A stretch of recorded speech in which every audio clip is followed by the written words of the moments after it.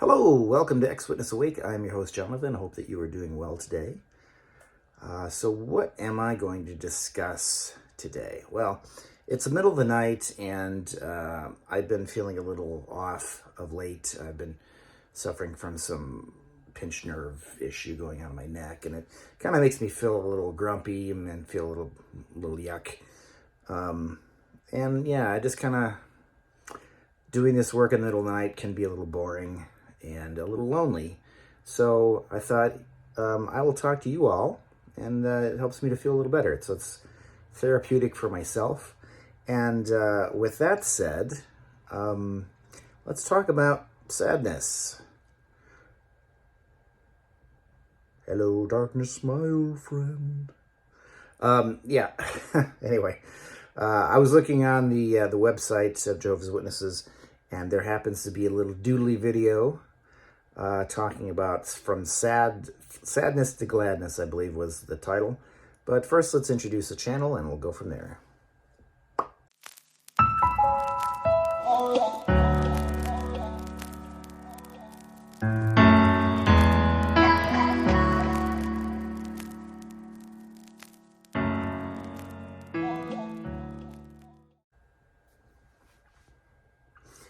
Okay, sadness to gladness. So, as per usual, sometimes you can get some good advice from a society.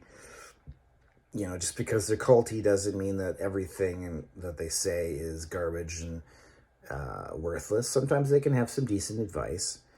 But as is usually the case, if you sort of peel back the layers and you think about it, a lot of what they have to say is hypocritical, is misdirection, is, well, there's a lot that's wrong with it, right? So let's take a look at this video and see what good advice there is, and then what underlying things really should be talked about. So, yeah, let's go from there. I'll catch you on the other side, okay? Let's go for it. Roll the tape.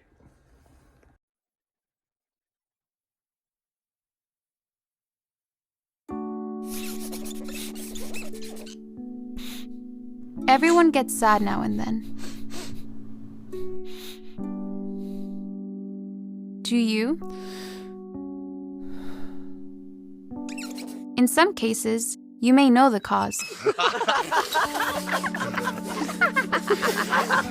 In other cases, you may not. Even if there doesn't seem to be a cause, what can you do when sadness holds you in its grip? First, find someone to talk to about it, such as a parent or close friend. In the midst of his turmoil, Job, a faithful man in Bible times, said, "I will speak out in my bitter distress." When someone knows what you're going through, he or she can lower the rope and pull you out of the pit. Here's another idea. Why not put your thoughts on paper? At Proverbs 3:21, the Bible tells us to safeguard practical wisdom and thinking ability. Writing about your feelings can help you do that. Once they're on paper, you can sort them out. And then the sadness can be less overpowering. A third suggestion. The Bible says that if you pray about your concerns, the peace of God that surpasses all understanding will guard your hearts and thoughts. So don't forget prayer. Last, but certainly not least, reading the Bible can help, especially the book of Psalms. Filling your mind with positive thoughts from the Bible can have a positive effect on your feelings. But what if your feelings just won't go away? What if you've lost interest in just about all activities that you used to find exciting? What if you seem to have no appetite, have trouble sleeping, and suffer from intense feelings of worthlessness. If symptoms persist, why not talk to your parents about getting a checkup? A physician can help determine if your sadness has a medical cause, such as clinical depression. If you do suffer from clinical depression, it is nothing to be ashamed of. With treatment, many sufferers have begun to feel better, perhaps even the best they have felt in a long time. So, whether your sadness is caused by depression or not, with assistance and effort, you can get out of the deep pit of sadness. Remember, feelings are temporary. They will pass. And if you can learn to deal with them now, you'll be prepared to handle them as an adult. By taking things a day at a time and relying on the support of your parents and trustworthy friends, you can go from sad to glad.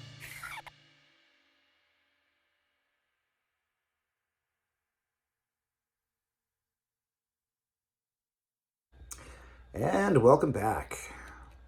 Thankfully, that wasn't a terribly long video. Some of these videos that they put out can be rather long, boring, and time-consuming. But this one, I think, was like 3 minutes long or something. So what do we learn here? What's to talk about? Well, yeah, we all get sad, and it helps to talk to someone. And talks about the example of Job, which, mind you, Job's case, he was sort of a pawn in a cosmic game of who's better and all that stuff. So that's an interesting one. So I would be sad if I was Job with all the stuff that happened to him. But anyway, that's a different story. So it's important to communicate so that people can help, and it helps to write it out. These are all, positive things to talk about. If you happen to be a spiritual person and you're a person who prays, that can help. Basically, filling your mind with positive thoughts can be helpful. I mentioned it's from the Bible, but it can be from other sources as well. So it says, what if these things don't go away? Well, seeking treatment. I thought it was kind of interesting because the society has been kind of like iffy when it comes to that sort of thing. When it comes to seeking a medical doctor, that's one thing, and taking some pills. But when it comes to seeking treatment by talking to a psychiatrist or a psychologist and, a therapist and working it out that way and talking about what your issues are, they tend to be a little standoffish to that sort of thing because they don't want you to really think about the things that are bothering you because it might be related to your faith. And if that's the case, well, you could be talked right out of the truth. And they really don't want that. So they'd rather you just pop a pill and be happy with it. So, and there's nothing wrong with taking medication. I take medication myself to help take the edge off of anxiety and that sort of thing. But, if you can, try and get out of the situation that's causing you the problems. Now, the end of the video talks about relying on parents or family and trustworthy friends. Okay, so here's a scenario. You are a young person who is having doubts, and because of that, you're depressed. You're not sure what to do. So how do you treat that? The only real way to do that is to either A, just delude yourself and just carry on and try and bury it. But that's not really a solution. That's just a temporary fix. Or you can remove yourself from the situation. But the problem is this reliance on the family and friends. It's something that the society has set you up to fail because you are going to lose that once you voice those opinions about why you feel you no longer want to be a part of the organization. So that's the thing that I got out of it, is that, yeah, you can be depressed about certain things unrelated to, the truth, and that's fine. But when it comes to dealing with, your doubts, that's something that you're not going to be able to just ignore, something you're not going to be able to just take a pill for. You're going to have to deal with that sort of thing. And like myself, I'm pretty good, when it comes to that sort of thing. I'm sad about the relationship lost with my mother. Fortunately, she was the only one left for my family that was in the organization. My sisters, they were never baptized, so that's not something that I've had to deal with there, thankfully. I still have a relationship with them. My father passed away. He was inactive for many years, so that's not something that I ever had to deal with either. But, I don't... There were a lot of friends that I miss, and that I can't talk to anymore. And while it's something that doesn't actively bother me, I do think about it now and again. And there is a loss there. I'm thankful for the community that I've found online, that I can talk to people who have gone through similar things.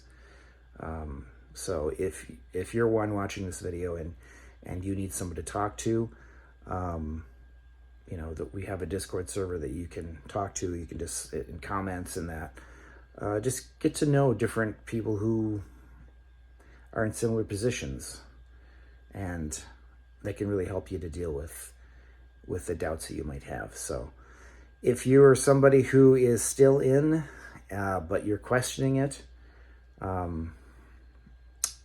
if you're watching this video, you're probably questioning it if you're not already out. So not likely you're a gung-ho Jehovah's Witness or somebody from a different, cult that's just like, I'm happy where I'm at. Probably not. But if you are going through that sort of thing, we're there for you. We empathize with what you're going through, and just find people that you can talk to and to help ease you through that, because those people that you have called your friend may not be there for you at a certain point. They may just abandon you, and family as well. So if that's the case, you have to make your own family. You have to make new friends. And, it's easier if it's people who understand. So that's it. That's all I wanted to talk about when it comes to sad to glad. I kept calling it sadness to gladness. It's sad to glad was the video. Yeah, as you can see, there was some good advice in there, but there's always a little layer that you can pull back to reveal the stink that is the way of thinking that Jehovah's Witnesses are taught. So that is it. I hope that you are having a great day, and I will catch you next time. Please like, share, and subscribe, and bye for now.